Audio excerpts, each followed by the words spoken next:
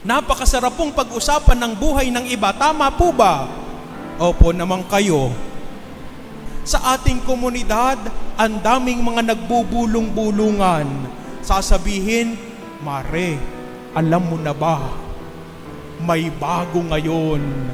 Sasabihin mo naman, ano yon?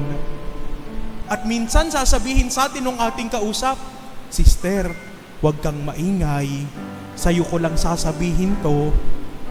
Ngayong araw, sa'yo lang sinabi, pero kahapon 20 katao na yung sinabihan niya. Huwag na tayong magbulong-bulungan.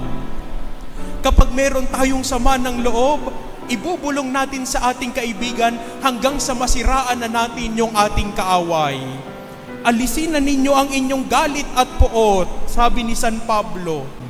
Kapag pinagpatuloy natin ang pagbubulong-bulungan at lalong hindi naman totoo, maraming damdamin ang masasaktan.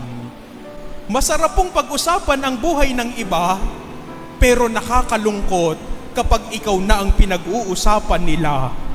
Napakadaling manghusga, pero napakahirap kapag ikaw na ang hinuhusgahan.